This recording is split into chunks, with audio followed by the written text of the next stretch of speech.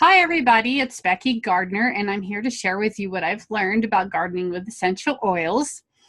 In case you don't know me, my name is Becky Gardner. Like I said, I have 6 children and a husband, of course, and we live in Colorado. And we've been gardening off and on for many years, and we like to use essential oils as we garden rather than using harmful chemicals. And let's see here.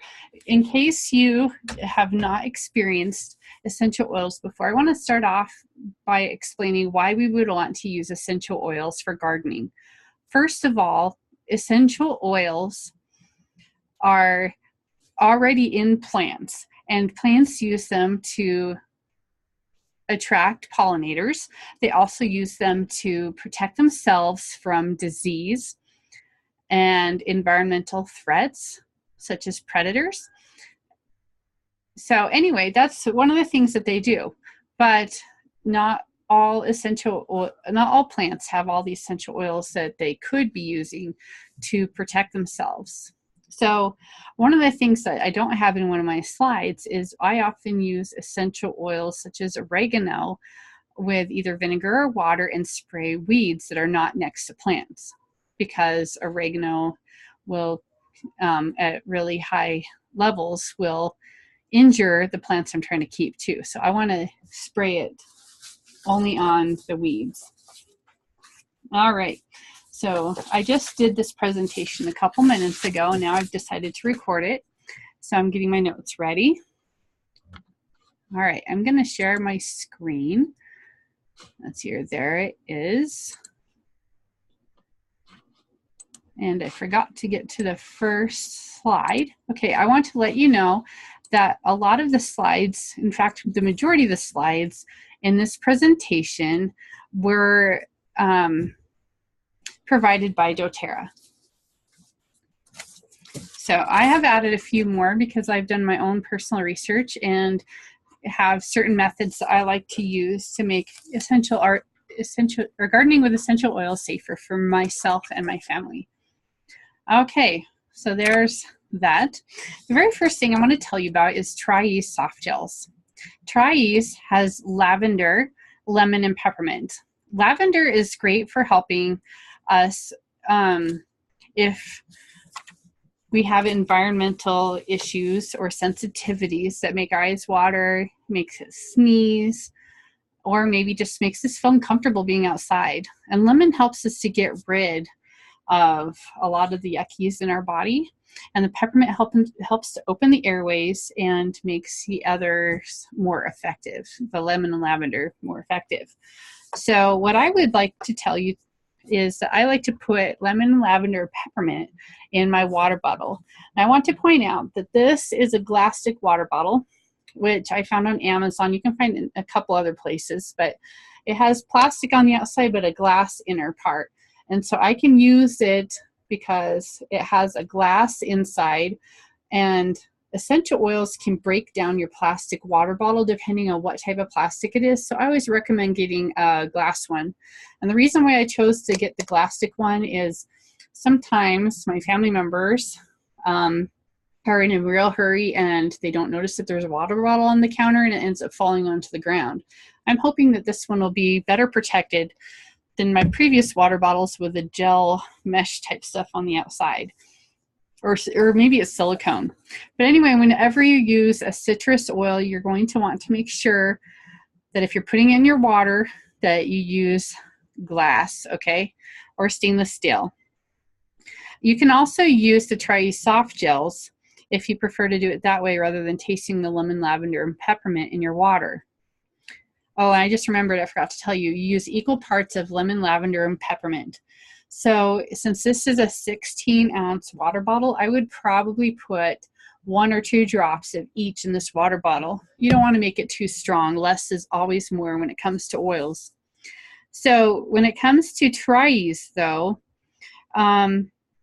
you can take 1 or 2 soft gels per day as needed or as directed by your healthcare professional. Here's the next slide. One of the things that you're probably going to find if you're outdoors, especially at the beginning or end of the day, is that there are these little flying bugs that like to take a little bite. So if you have a gardening like caddy or something, you know, with tools and things that you like to use, put TerraShield in it. That way you don't have to worry about trying to figure out where it is while you're outside. So you have a couple options for using TerraShield to protect yourself from bugs that like to bite. There's TerraShield that comes in a 15 milliliter bottle, and that one does not have coconut oil or fractionated coconut oil in it. You also have the 30 milliliter spray bottle that does have fractionated coconut oil on it. The advantage of using the spray bottle is that I can cover more space at a faster rate, and it's a lot easier to use with my family. If you have an empty bottle of TerraShield spray and you want to have a more potent bug repellent, I would get the TerraShield in the 15 milliliter and put it into the 30 ml spray bottle when it gets empty of the original.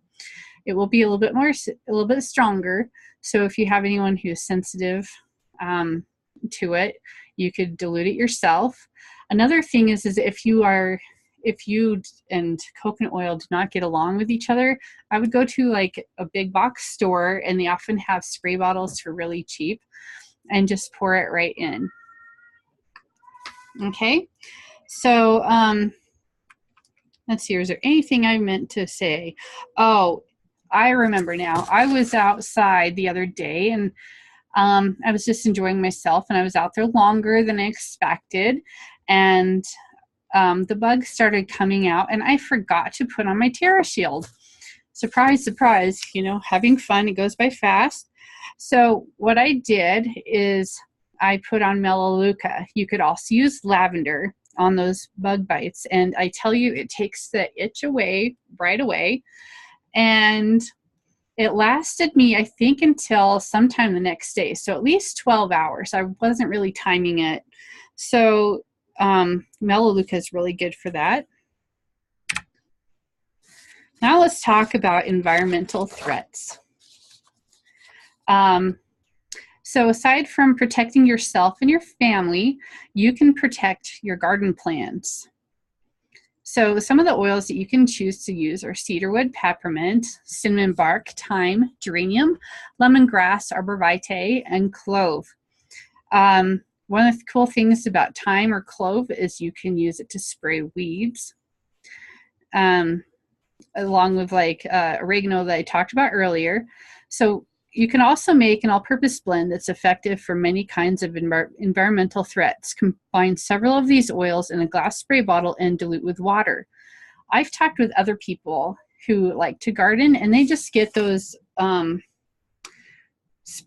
those really big spray bottles that you could put the harmful chemicals in, but they get it brand new, and so it's never had those chemicals in it, and you could use that too.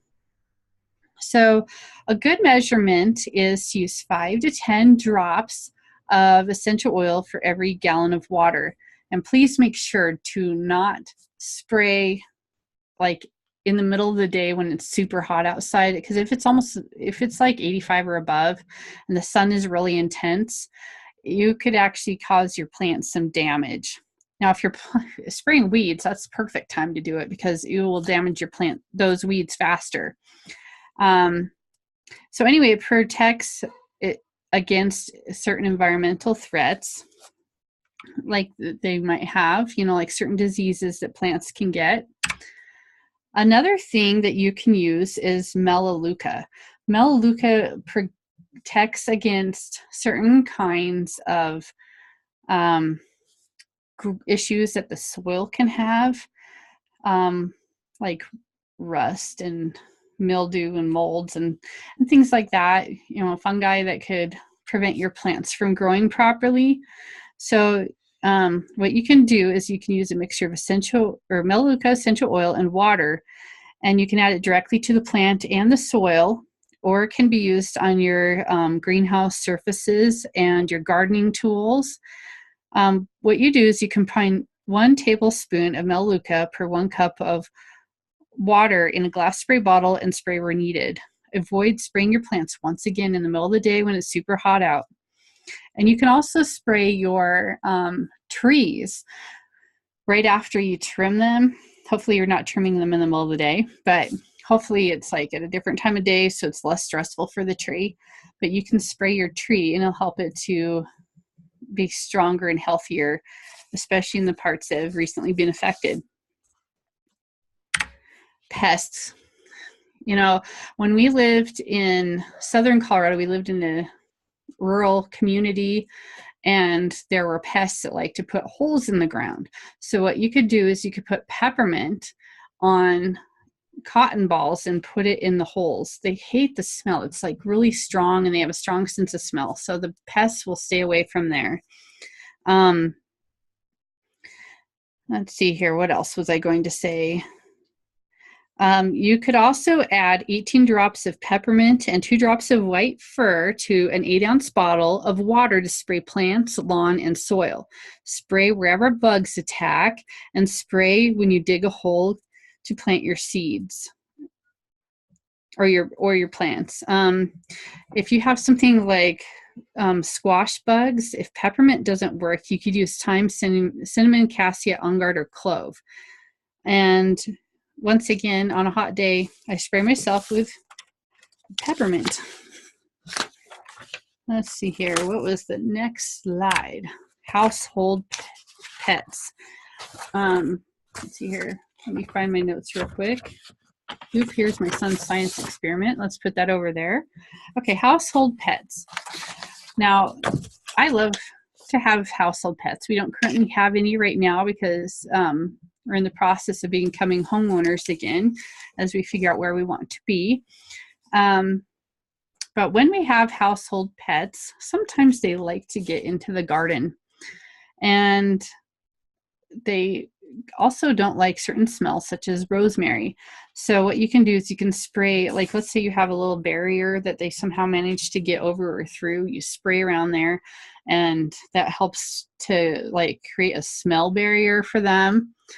And you can put it on the ground and on your plants, and that will dissuade them from wanting to be there, to either damage the plants or use it as their litter box. So what you do is you do several drops of rosemary in a glass bottle with water and spray your entire garden, or spray your the soil around your plants for a targeted effect. So I'd also spray any barriers you have set up. We usually have like a small little fence type thing to help our kids' balls as they're kicking them around the backyard from getting in. And, you know, when we have pets, it slows them down anyway, but the rosemary slows them down even more. All right, so here are some sweet smelling essential oils. A lot of essential oil users like to use these oils: lavender, marjoram, helichrysum, basil, rosemary, and sage, to attract the beneficial pollinators such as bees and butterflies. So what you do is you place a small glass bowl and a few drops of essential oil in or near your garden. You can also hang strips of old clothing or rags around your garden that have been dipped in essential oil and water mixture. Because the oils are volatile, that means they'll evaporate. And so you'll need to replenish your bowl with essential oils and the strips of rags to continue to get the benefits. All right, distressed skin. Everybody gets dried out skin. Sometimes, you know, there could be something in the ground that irritates your skin. So what I like to do is I like to get Correct-X. You know, whenever you get cracks on your fingers, I don't have any right now, but if I had any, I would put them on. I would put Correct-X on it. Same with the heels of your feet. Or if you scratch or cut yourself, you could use it there too. And this is safe for the entire family, so you can feel comfortable using it for them. The cool thing is there's no petroleum, there's no preservatives, and there are no other harsh chemicals in there. It's great for sensitive skin, and it absorbs quickly and can be used daily to help hydrate and nourish the skin. Okay. Let's see here. There's also skin irritations that sometimes happen. So like well, my family, for instance, recently went to the beach at a lake nearby, and you know, we were having so much fun, we lost track of time. And so my daughter, who is really fair-skinned, got her skin turned red. So what we did is we put lavender touch, which is diluted lavender, and put it on her skin, avoiding the areas around her eyes. And it soothed her skin, so she didn't even realize that she had that much sun exposure. And we did it, but you know, like right as soon as we got home and discovered that this was happening, or that had happened. So another way that you can handle overexposure to the sun is you could get deep blue and add it to some water and get like your bandana or a rag or something, and like put it over your skin or on the back of your neck, and that will help soothe that skin. It's also a great way to handle a really hot day. I mean, water on a bandana is great, but when you add deep blue or peppermint to it, that really can cool you off. Here, was there anything else I meant to say on this? Yeah, I think I got pretty much everything there. All right. Now, one thing, unless you have your garden in containers raised up on large wooden stilts, you know, making it so it's like 3 or 4 feet high in the air, and I've seen that. It's not a fake thing. When I went to North Carolina, I saw some people that had really cool gardens where they could stand up and work in it. But most of us, that's not the case. We're down on the ground, getting in with the dirt. So we might not even realize while we're doing it that we're straining our muscles and our joints until maybe hours later. So what I recommend doing is you get, like you take a shower and then you put deep blue on after you take a shower. It opens your pores and makes it so that they'll be even more receptive to the deep blue. And that will help soothe the muscles before you even realize there's a problem. Another thing that I like to use is the deep blue polyphenol complex. That helps soothe your muscles and joints from the inside out. For example, this is not gardening related, but I must have done something either on Sunday or Saturday. So I woke up yesterday with a lot of discomfort in my neck, in my head. So I did this whole shower and deep blue thing, and then I took deep blue polyphenol, and I also did some stretches, and it wasn't long, and the soreness disappeared, and I started to feel relaxed and could move my head around and my arms and do things. So if you want to do that, you can use the deep blue polyphenol complex like once or twice a day. Let's see here. Yeah, 1 or 2 capsules each day with food to help promote muscle and joint function. So anyway, also I'd like to mention that the deep blue rub has the equivalent of a 5 milliliter deep blue essential oil in there. So it just soothes it and makes it so that you can spread it around further by having it in a lotion form. Let's see here. There's my other slide. Okay. Now, I'm not going to go deep into the lifelong vitality, but I can tell you that I like to occasionally read some studies, and I was curious recently if there was any foundation at all to what I'd heard about astaxanthin, which is found in Z omega, the one here that starts with an X.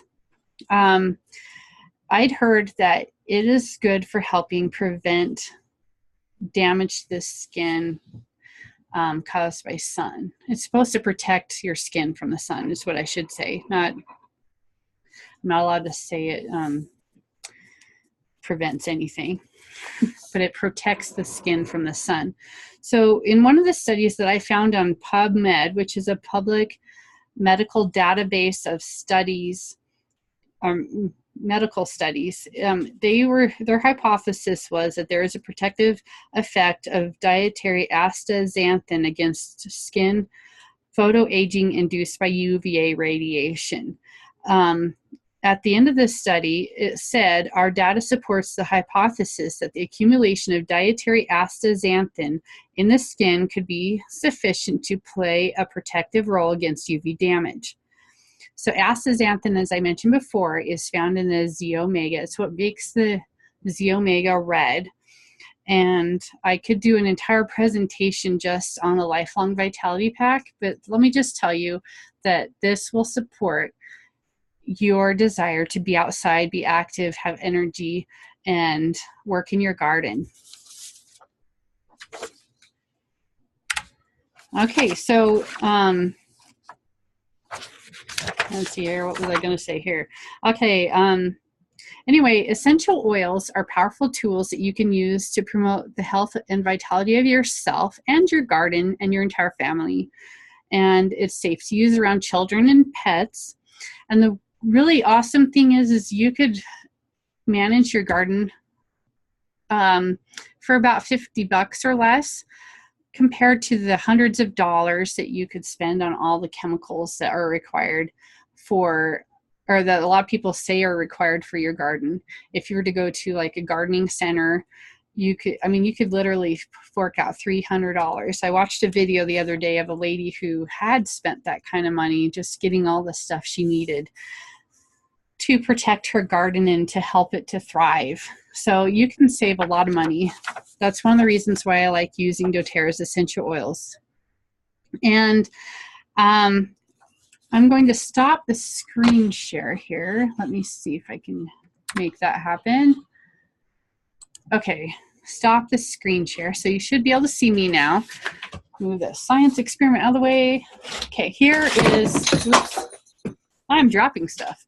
Okay, here is another book that I recommend getting. You can get it from oillife.com. And it has a lot of amazing sections in here.